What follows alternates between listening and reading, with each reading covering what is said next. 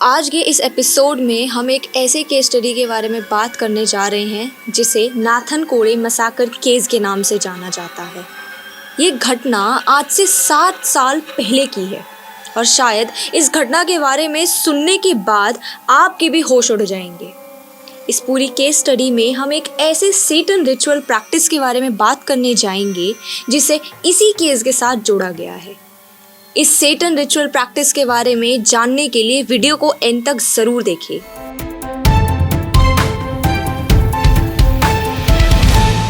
तो चलिए इस पूरी केस स्टडी को आपको कहानी के तौर पे बताते हैं। अक्सर मेंटल इलनेस का जिक्र आपने बहुत सारे लोगों के मुंह से सुना ही होगा और शायद जाने अनजाने में और मजाक में ये कह भी दिया होगा, ये तो पागल है। लेकिन मेंटल इलनेस एक टाइप की नहीं होती है। मेंटल इलनेस एक ऐसी चीज़ है जो कई प्रकार की होती है। शायद यही कारण है कि आज तक मेंटल इलनेस के बारे में हम पता ही नहीं लगा पाते हैं और कई मायनों में तो लोग मेंटल इलनेस जैसी रोग को या बीमारियों को नकार भी देते हैं। आज हम ऐसे ही बात करने वाले हैं मेंटल इलनेस के बारे में, जिसमें आपको पता चलेगा कि कैसे जब आप अपने आप को कॉम्प्रोमाइज़ करते हैं या फिर स्टार्व करते हैं, कुछ ना खा पी कर खुद को ही टॉर्चर करते हैं, तो कैसे आपका दिमाग ही आपके दिमाग को खाने लगता है। कुछ पल तक तो आपकी बुरी याददाश्त और कुछ ऐसी घटनाएं मिटने लगती हैं जो शायद आपको याद नहीं रखनी चाहिए, लेकिन ये ही घटना कब अच्छे पल में बदल जाए आपको कुछ मालूम नहीं पड़ता। कब आपकी अच्छी याददाश्तें भी गायब होने लग जाए आपको नहीं पता। कुछ ऐसा ही काम होता है और कुछ ऐसी ही मेंटल इलनेस होती है जो शायद कहीं ना कहीं आप ही को अंदर से खोखला करने लगती है। बहुत सारे लोग ये जानना चाहते हैं कि मेंटल इलनेस आखिर में खाने पीने से कैसे जुड़ी है या फिर लोगों से बात करने से कैसे जुड़ी है। लेकिन मेंटल इलनेस होती ही ऐसी चीज़ है क्योंकि हम इंसान को अक्सर एक सोशल एनिमल के तौर पे जानते हैं और इसीलिए एक इंसान के लिए ये बहुत ही ज़रूरी होता है कि वो अपने नेचुरल हैबिटेट में रहे, खाना पीना खाए और लोगों से बात भी करे। इस कहानी की शुरुआत होती है कैडल जेनसन राजा नाम के एक शख्सियत से, जिसका जन्म केरला के नाथनकोड़े शहर में हुआ था। कैडल के डैड, जिनका नाम था राजा थनकम और जो कि एक हिस्ट्री प्रोफेसर थे। कैडल की मॉम, जो कि एक कार्डियोलॉजिस्ट थी, और कैडल की एक छोटी बहन भी थी जिसका नाम कैरोलिन था और वो भी अपनी माँ की ही तरह मेडिकल पढ़ना चाहती थी। इन सब के साथ इनकी नानी भी रहती थी जिनका नाम ललिता जी था। और कैडल काफ़ी ही रेप्यूटेबल और वेल ऑफ एजुकेटेड फैमिली से बिलोंग करता था, जिसकी वजह से कैडल का नाम और फेम दोनों ही बहुत ही बड़ा था। लेकिन कहानी में ट्विस्ट क्या आता है, उस पूरे शहर में कैडल के अलावा उसकी पूरी फैमिली को जानते थे लेकिन कैडल को नहीं जानते थे। ऐसा इसलिए है क्योंकि बचपन से ही कैडल काफ़ी शांत स्वभाव का बच्चा था और किसी को कुछ ना ही बताना पसंद करता था। इवन उसे क्या खाना पसंद है वो ये भी नहीं बताता था, उसे कौन लोग पसंद है वो ये भी नहीं बताता था। ना अपने टीचर से शेयर करता था बात, ना अपने पेरेंट्स से, ना भाई बहनों से और ना ही किसी अपने पसंदीदा लोग से। कैडल का स्वभाव ज़रा भी सोशल नहीं था और वो काफ़ी एंटी सोशल था। कैडल को लोनर कहना गलत नहीं होगा। चुप रहने की वजह से कैडल के एकेडमिक्स भी उतने अच्छे नहीं थे, जिसकी वजह से उसकी फैमिली काफ़ी टेंशन में थी। जहाँ कैडल की फैमिली एक बहुत ही वेल ऑफ और रेप्यूटेबल थी, प्रोफेशनली और एकेडमिकली दोनों ही साउंड थी, वहीं कैडल को देखा जाए तो वो काफ़ी एंटी सोशल था। शायद यही वजह रही होगी कि कैडल उठकर अपनी बात कह नहीं पाता था और खुलकर अपनी बात रखने से हिचकिचाता रहता था। कैडल काफ़ी ही रिजर्व्ड रहता था और अपने कमरे के 4 दीवारी के अंदर ही सिमटा हुआ था और केवल वीडियो गेम्स खेलता रहता था, जिसकी वजह से काफ़ी बार ऐसा हुआ कि उसके डैड ने उसको उसकी बहन यानी कि कैरोलिन से कंपेयर भी कर दिया था। और अक्सर घर वाले में या फिर देखा जाए तो ये काफ़ी आम बात है क्योंकि आपके घर में काफ़ी बार आपको भी शायद शर्मा जी के बेटे से कंपेयर कर दिया होता होगा। लेकिन कैडल को इस बात से सख्त नफरत थी, जिसकी वजह से वो अपने डैड को पसंद नहीं करता था और कहीं ना कहीं उसने अपनी बहन को भी नकारना स्टार्ट कर दिया था। चुप रहने की वजह से कैडल के नंबर भी उतने अच्छे नहीं आते थे और कहीं ना कहीं एकेडमिक्स में उसकी केवल डाउनफॉल ही देखी जा रही थी। कैडल काफ़ी रिजर्व्ड रहता था और अपने चार दीवारी के अंदर सिमटा हुआ था और अपने कमरे के अंदर केवल वीडियो गेम्स खेलता रहता, जिसकी वजह से उसके डैड काफ़ी परेशान थे और उसके डैड भी बाकी पेरेंट्स की तरह यही चिंता में थे कि आखिर में मेरा बेटा क्या करेगा। और जाने अनजाने में कई बार उसने अपनी छोटी बेटी कैरोलिन को कैडल के साथ काफ़ी बार कंपेयर भी कर दिया होगा। शायद ये बात नॉर्मल है आपके लिए और मेरे लिए, क्योंकि आपकी भी शायद कंपैरिजन कभी ना कभी शर्मा जी के बेटे के साथ तो कभी हुई ही होगी। लेकिन कैडल को इस बात से सख्त नफरत थी और कहीं ना कहीं उसके दिल में उसके पापा के लिए बहुत अच्छे इंटेंशंस नहीं थे। हालांकि उसके पापा ने विदाउट एनी इल इंटेंशन उसी के भलाई के लिए ये बात कही थी, लेकिन कैडल को धीरे धीरे इसे नफरत में बदलने लग गया। और देखा जाए केवल कैडल ने अपने डैड के लिए ही नहीं, जाने अनजाने में उसने अपनी बहन के लिए भी कहीं ना कहीं एक साइड कॉर्नर बनाना स्टार्ट कर दिया था, क्योंकि हर बार उसकी कंपैरिजन उसकी बहन के साथ जो होती थी। कैडल की लाइफ का सबसे बड़ा टर्नओवर तब हुआ जब वो 14 साल का हुआ और रोज़ की तरह वो मामूली तौर पे नेट सर्फ कर रहा था। लेकिन नेट सर्फ करते करते उसे डार्क वेब में एक ऐसे वेबसाइट के बारे में पता चला जहाँ काफ़ी सारे सेटन रिचुअल्स एंड प्रैक्टिसेस के बारे में बताया जा रहा था। ऐसे ही सेटन रिचुअल प्रैक्टिसेस में से सबसे ज़्यादा जिस सेटन रिचुअल प्रैक्टिस ने उसे अट्रैक्ट किया वो था एस्ट्रल प्रोजेक्शन। जी हाँ, आप सही सुन रहे हैं, ये वही सेटन प्रैक्टिस है जिसके बारे में हमने वीडियो के स्टार्टिंग में बात की थी। एस्ट्रल प्रोजेक्शन एक ऐसी प्रैक्टिस है जिसमें आमतौर पे अगर बोला जाए तो सोल एक्सचेंज करी जा सकती है, यानी कि एक इंसान की बॉडी से सोल निकाल कर हम किसी दूसरे इंसान की बॉडी में भी उसकी सोल डाल सकते हैं। लगा ना अजीब? अक्सर आपने ये सारी चीज़ें ज़्यादातर फिल्मों में देखा होगा, लेकिन असलियत में ऐसा होता है और शायद यही वो चीज़ है जिसे कैडल सबसे ज़्यादा अट्रैक्ट हुआ था और इसे प्रैक्टिस करने के लिए उसने काफ़ी सारी वीडियोस भी देखी। उसकी पूरी सर्च हिस्ट्री में केवल और केवल एस्ट्रल प्रोजेक्शन होता था, A to Z astral projection.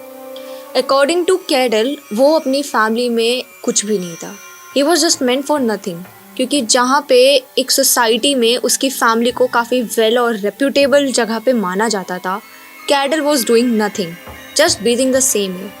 अगर आम तरीके में बोला जाए तो कैडल केवल ऑक्सीजन का कार्बन डाइऑक्साइड बना रहा था। ये सब सोचकर कैडल को एस्ट्रल प्रोजेक्शन में काफ़ी इंटरेस्ट आने लगा और फिर इस प्रोजेक्शन को अपनी पूरी डेडिकेशन देने के लिए वो कंप्लीट आइसोलेशन में चला जाता था।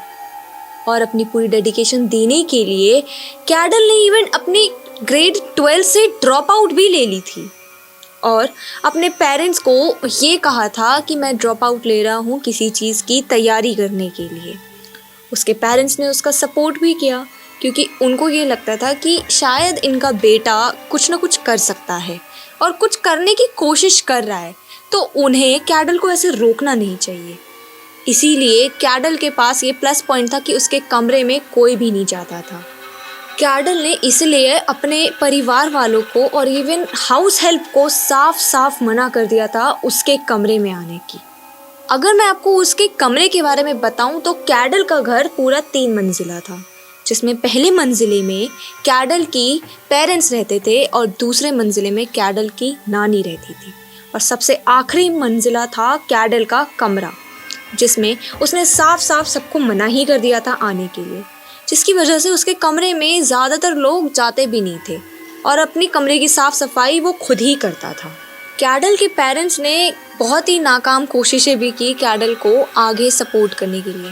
पहले तो कैडल को मेडिकल में घुसाया, लेकिन वहाँ से भी नाकाम होकर कैडल आखिर में घर वापस ही आ गया। फिर उसके बाद कैडल के पेरेंट्स ने उसे इंजीनियरिंग में भी घुसाने के लिए चाहा, लेकिन पुअर नंबर्स के कारण और उसकी एंटी सोशल बिहेवियर के कारण कैडल वहाँ से भी नाकाम होकर वापस आ गया। आखिर में उसके पेरेंट्स काफ़ी ज़्यादा टेंशन में थे कि आखिर में कैडल जब किसी से बात ही नहीं कर पाता है तो अपनी लाइफ में आगे वो जॉब कैसे कर पाएगा। सबसे बड़ा क्वेश्चन मार्क यहाँ पे आ रहा था कि कैडल आखिर में अपनी लाइफ के लिए इवन सीरियस है भी या नहीं। और हर एक पेरेंट्स की तरह कैडल के पेरेंट्स भी इसी चिंता में थे कि कैडल के पेरेंट्स आखिर कब तक कैडल के साथ रहेंगे। कभी ना कभी तो साथ छूटेगा और कैडल को अपनी लाइफ खुद ही सस्टेन करनी पड़ेगी। लेकिन क्या उस टाइम कैडल इतना सेल्फ सफिशिएंट होगा कि वो खुद की लाइफ सस्टेन कर पाए, क्योंकि कैडल तो बातचीत ही नहीं करता है। इसके बाद एक दिन ऐसा आता है जिसमें कैडल ने अपने डैड से खुद कहा, डैड मैं ऑस्ट्रेलिया जाकर एनिमेशंस पढ़ना चाहता हूँ। ये बात सुनकर कैडल की माँ तो मानो इतनी खुश हो गई जैसे उन्होंने कोई भगवान का रूप ही देख लिया हो। कैडल की माँ ने तुरंत कैडल के डैड से ये कहा कि शायद इसे अब अपनी वे ऑफ लाइफ मिल चुकी है। कैडल फाइनली अब अपने लाइफ के लिए सीरियस हो चुका है और उसे अपनी डायरेक्शन मिल चुकी है। वो भी अपनी लाइफ में कुछ करना चाहता है, वो अपने लाइफ में आगे बढ़ना चाहता है। इसीलिए कैडल की मॉम ने उसे फुल सपोर्ट देते हुए उसके डैड को मना लिया ऑस्ट्रेलिया जाने के लिए। एट लास्ट कैडल ऑस्ट्रेलिया जाने के लिए रवाना होता है और ऑस्ट्रेलिया जाता है और वहाँ पे 2 साल बिताता है। लेकिन गजब की बात तो ये है कि कैडल एक्चुअली में ऑस्ट्रेलिया एनिमेशंस पढ़ने नहीं, एस्ट्रल प्रोजेक्शंस की रिचुअल्स प्रैक्टिस करने के लिए गया था विदाउट एनी डिस्ट्रैक्शन। उसे उसके कमरे में काफ़ी डिस्ट्रैक्शंस आती थी, कभी उसके घर वालों से तो कभी उसके पड़ोसियों से, जिसके कारण इन सभी डिस्ट्रैक्शन से दूर भागने के लिए कैडल ने ये बहाना लिया कि उसे एनिमेशंस पढ़ने के लिए ऑस्ट्रेलिया जाना है। और वो तुरंत ऑस्ट्रेलिया जाने के लिए रवाना भी हो गया। जहाँ इंडिया में बैठी उसकी फैमिली ये सोच रही है कि कैडल ऑस्ट्रेलिया जाके पढ़ाई कर रहा है, एनिमेशंस कर रहा है, वहीं कैडल ऑस्ट्रेलिया में जाकर अपनी सेम रूटीन, डेली की रूटीन यानी कि एस्ट्रल प्रोजेक्शंस को ही प्रैक्टिस कर रहा है। अब आप ये सोचिए कि कैडल एक नौजवान लड़का है जिसे अपनी लाइफ में पाथ नहीं दिख रही थी। डार्क वेब में दिखी एस्ट्रल प्रोजेक्शंस ने उसे बहुत लुभाया और वो किसी गलत वे ऑफ डायरेक्शन में जा रहा था, और वो भी बिना किसी को बोले और बताए। अब आप ही बताइए कि कैडल सही कर रहा था या गलत कर रहा था। शायद कम्युनिकेशन एक ऐसी चीज़ है जो आज के टाइम पे हर इंसान करना चाहता है, लेकिन कैडल के लिए ये एक बड़ी एडवांटेज थी। कैडल से अगर कोई बात करता था तो उसे अच्छा नहीं लगता था, जिसके कारण कैडल ऑस्ट्रेलिया तक चला गया, वो भी खुद अकेले, कि ताकि वो किसी से ना मिल पाए और किसी से ना बात कर पाए। पूरे 2 साल उसने एस्ट्रल प्रोजेक्शंस की प्रैक्टिस की और 2 साल बाद उसने फ़ोन पर अपनी मॉम को ये बताया कि मॉम मैं वापस घर आ रहा हूँ, मुझे ऑस्ट्रेलिया की एक बहुत ही बड़ी एनिमेशंस कंपनी में जॉब मिल गई है और वो completely work from home ethics पे है, जिसके लिए मैं इंडिया वापस आ रहा हूँ और इंडिया में बैठकर ही मैं काम करूँगा। ये सुनकर कैडल की मॉम बहुत खुश हुई, क्योंकि कैडल की बेटी भी जो कि मेडिसिन्स पढ़ रही थी वो भी चाइना से लौट रही थी और साथ ही साथ कैडल भी ऑस्ट्रेलिया से लौट के आ रहा था। समझो कि उस घर की रौनक ही बढ़ गई हो। मतलब कि कैडल के डैड भी अब बहुत खुश थे कि उसका बेटा कैडल, जिसके लिए वो सबसे ज़्यादा टेंशन में थे, वो भी अब कुछ काम करता है, वो भी एनिमेशंस करता है। और एक दिन ऐसा आया जब कैडल ने इंडिया में कदम रखे। कैडल अब इंडिया आने के बाद अंजाम देता है पूरी मर्डर को। यहाँ से शुरू होती है कैडल की मर्डर प्लानिंग। कैडल वापस अपने घर जाता है और एक कमरे में ही बंद हो जाता है और पूरी अंजाम देता है इस साजिश को रचने के लिए। मर्डर में वो सबसे पहले टारगेट करता है अपनी खुद की माँ को, जिसमें उसने अपनी माँ को एक दिन अपने कमरे में बुलाया और कहा कि मॉम, मैं आपको कुछ दिखाना चाहता हूँ। एक्चुअली मुझे अपने प्रोजेक्ट में कुछ समझ नहीं आ रहा है, तो मुझे उसके आइडियाज़ के लिए आपसे बात करनी है। उसकी मॉम को बहुत ही ज़्यादा खुशी हुई, क्योंकि आज तक, बचपन से लेके आज तक, कैडल ने कभी भी अपनी लाइकिंग्स और डिसलाइकिंग्स तक शेयर नहीं की थी। तो आज कैडल अपना पूरा का पूरा वर्क और असाइनमेंट अपनी माँ से बात करना चाहता है, जिसकी वजह से उसकी माँ बिना हिचकिचाए ऊपर सीढ़ियों से चल के कैडल के कमरे में पहुंची। वहीं पर बैठे बैठे कैडल ने एक रैंडम वीडियो ओपन कर दी और कैडल की मॉम को एक वीडियो दिखाया। उस वीडियो में कुछ था नहीं, लेकिन उस वीडियो के पीछे कैडल के माइंड में पूरा का पूरा मास्टर प्लान था मर्डर करने का। उसकी मॉम जहाँ वीडियो देख रही थी, वहीं कैडल ने लाउड स्पीकर में म्यूज़िक ऑन करके रखा था और चुपचाप पीछे से अपनी माँ पे वार कर देता है। कैडल की मॉम चिल्लाती है और आवाज़ नीचे तक नहीं पहुँच पाती लाउड म्यूज़िक के कारण, जिसकी वजह से कैडल की मॉम की मौत हो जाती है। जहां उसकी मॉम ने कैडल के हर डिसीजन को लेकर कैडल को सपोर्ट किया, उसकी लाइफ में उसको विजन दिखाने के लिए इतनी मेहनत की, वहीं कैडल ने एक ही पल में अपनी माँ को बेरहमी से मार दिया। और वहीं अपनी माँ को मौत के घाट उतारने के बाद उनकी डेड बॉडी को टुकड़ों टुकड़ों में काट कर अपने ही खुद के बाथरूम में छिपा दिया। अब बात ये है कि उसने अपनी माँ को क्यों मारा। एक्चुअली कैडल ने इस पूरी मर्डर को अंजाम देने के लिए सबसे पहले अपनी माँ को ही रखा था।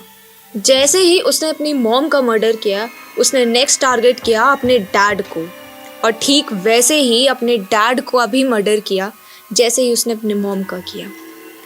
अपने डैड को भी उसने नफ़रत के प्रति इस तरीके से जलील करके मारा जैसे मानो कि वो उनके खुद के खून के थे ही नहीं। आखिर में ऐसा कैसे कर सकता है कोई इंसान? खुद के खून को ही इतनी ही नफ़रत से कैसे देख सकता है इंसान? ये बात केवल उसकी मॉम और डैड की नहीं थी, बात उसकी बहन और उसकी नानी पे भी आई। धीरे धीरे उसने अपनी बहन और अपनी नानी को भी ऐसे ही मारा। लेकिन बात ये है कि जब उसके मॉम और डैड दोनों मर गए तो रोज़ की तरह उसकी हाउसमेड हमेशा काम के लिए वापस से आई और उसको कानों में भनक तक नहीं लगी कि उसके घर में किसी का मर्डर हो गया है, क्योंकि हमेशा से उसे मना किया गया था कि वो ऊपर कमरे में ना जाए, इसीलिए उसने उस कमरे को हाथ तक नहीं लगाया। लेकिन जब उसकी कमरे में जाकर उसने कैडल से गेट खटखटाकर ये पूछा कि आखिर में आपके मॉम डैड कहाँ पर है, तो कैडल ने कहा कि वो अपने रिलेटिव्स के यहाँ शादी में गए हैं, जिसमें 2-3 दिन बाद मेरी बहन और मेरी नानी को भी जाना पड़ सकता है, लेकिन मैं अभी घर पर ही हूँ। हाउसमेड ने इसे काफ़ी नॉर्मल समझा, क्योंकि जाते हैं लोग अपने रिलेटिव्स की शादियों में, और वैसे ही कैडल बहुत ही एंटी सोशल था, तो ये बात नॉर्मल थी कि कैडल अगर ना जाए। कैडल ने ये बात बोल तो दी, लेकिन दूसरे ही दिन उसने कैरोलिन को भी मार दिया। कैरोलिन को उसने आखिर में क्यों मारा, जब कैरोलिन ने उसका कुछ बिगाड़ा ही नहीं था। कैरोलिन को मारने के बाद उसने अपनी नानी को भी नहीं छोड़ा। उसने अपनी नानी को भी ठीक वैसे ही मारा जैसे उसने अपने डैड को मारा। उसके डैड को लेकर उसकी नफ़रत दिन ब दिन बढ़ती ही जा रही थी। इतनी बढ़ गई कि उसको उसके डैड से लेकर उसकी मॉम, उसकी बहन और उसकी नानी से भी नफ़रत करना पड़ा। आखिर में उसके डैड से इतना नफ़रत क्यों किया कि आखिर में उनको मौत के घाट उतारना पड़ा। एट लास्ट जब उसने इस पूरी मर्डर को अंजाम दिया, तो उसने एट लास्ट ये सोचा कि इस बॉडी रिमेन का किया क्या जाए। क्योंकि अब वो धीरे धीरे सड़ने लगी थी।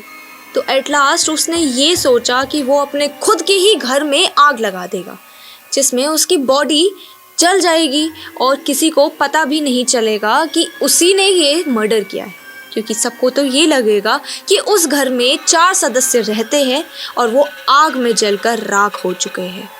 लेकिन कैडल ये भूल चुका था कि आखिर में उस घर में 4 नहीं 5 सदस्य रहते हैं।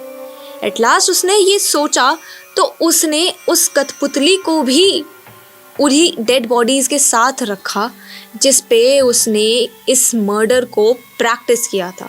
जी हाँ, उसने इस मर्डर को प्रैक्टिस करने के लिए 3-4 बार उस कठपुतली पे वार किया था और तब जाके उस कठपुतली के बाद उसने अपनी मॉम पे, फिर अपने डैड पे, फिर अपनी बहन पे और फिर अपनी नानी पे वार किया। कमाल की बात यह है कि उसने इस पूरे मर्डर प्लानिंग को एक दिन में नहीं निपटाया, उसने अलग अलग दिन में ये मर्डर को प्लान किया। और जब इस पूरी मर्डर प्लानिंग को जब उसने अंजाम दे दिया तो एट लास्ट उसके पास एक ही सवाल बचता है कि उनकी डेड बॉडीज़ के साथ उसको क्या करना है। तो एट लास्ट उसने उन चारों की डेड बॉडीज़ और साथ में उस कठपुतली को वहीं पर घर में एक कमरे में छोड़ दिया और वहीं पर आग जला दी। एट लास्ट पूरे मोहल्ले में हाहाकार मच जाता है कि थनकम साहब के घर में आग लग गई, थनकम साहब के घर में आग लग गई। और इसी हाहाकार में ये भी पता चलता है कि वहाँ पे लोग मारे गए हैं। लेकिन गजब की बात तो ये है कि जब इन्वेस्टिगेशन हुई तो इन्वेस्टिगेशन में ये पता लगा कि केवल 4 बॉडीज़ है और एक कठपुतली है। तो आखिर में जब इस घर में 5 सदस्य रहते हैं तो 4 बॉडीज़ कैसे हो सकती है? 5वां सदस्य कौन है और कहाँ गया? अब भाग दौड़ मची कैडल को ढूंढने की। कैडल को ढूंढना ज़्यादा मुश्किल नहीं था क्योंकि कैडल के फीचर्स काफ़ी ही ज़्यादा डिस्टिंग्विशेबल थे। उसकी दाढ़ी भी थी और उसके बाल काफ़ी घुंघराले थे, जिसकी वजह से उसके पोस्टर्स जगह जगह पे शहर के हर एक कोने में, चौराहे में और रेलवे स्टेशंस में लगा दिए गए थे। कैडल एक दिन पकड़ा गया रेलवे स्टेशन से, क्योंकि हर एक इंसान तो मामूली तौर से चल रहे थे, लेकिन कैडल अपने चेहरे को छिपाते छिपाते जा रहा था रेलवे स्टेशन से किसी दूसरी जगह पे। और उसी टाइम पे पुलिस ने कैडल को गिरफ्तार कर लिया। एट लास्ट जब गिरफ्तारी के बाद कैडल से पूछताछ की, इन्वेस्टिगेशन की, तो कैडल ने केवल एक ही नाम बोला, एस्ट्रल प्रोजेक्शन, एस्ट्रल प्रोजेक्शन और बस एस्ट्रल प्रोजेक्शन। पुलिस वालों को ये बात कुछ समझ में नहीं आई, तो उन्होंने बैकग्राउंड चेक करने के लिए कैडल की हिस्ट्री चेक की। कैडल की हिस्ट्री में बस ये बताया जा रहा था कि कैडल काफ़ी ही एंटी सोशल पर्सनालिटी टाइप का था। और कैडल ने जब अपनी डार्क वेब हिस्ट्री दिखाई तो डार्क वेब हिस्ट्री में केवल और केवल एस्ट्रल प्रोजेक्शन था, जो कि एक सेटन रिचुअल प्रैक्टिस था जिसके बारे में ये पुलिस नहीं जानती थी। जब इस सेटन रिचुअल प्रैक्टिस को प्रैक्टिस करने के बारे में पूछा गया और इससे पूछा गया कि ये इस प्रैक्टिस को करने के बाद आखिर में आपने मर्डर क्यों किया, तो कैडल के पास कोई ठोस जवाब नहीं था। कैडल ने बस ये बोला कि मुझे लोग पसंद नहीं, मुझे लोगों से दूर जाना है, तो मैं लोगों को ख़त्म करना चाहता हूँ। आखिर में ये जवाब बहुत ही हिला देने वाला था, क्योंकि ये जवाब उसने बिना किसी इमोशंस के कहा।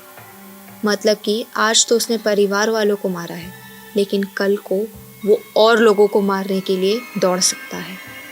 कैडल की गिरफ्तारी उसी वक्त, उसी समय, उसी पल की गई और मनोरमा न्यूज़ टीवी चैनल में ये न्यूज़ वायरल भी हुई और ब्रेकिंग न्यूज़ में चलाई गई कि कैडल नाम के शख्सियत को स्किज़ोफ्रेनिया नाम की मेंटल इलनेस है।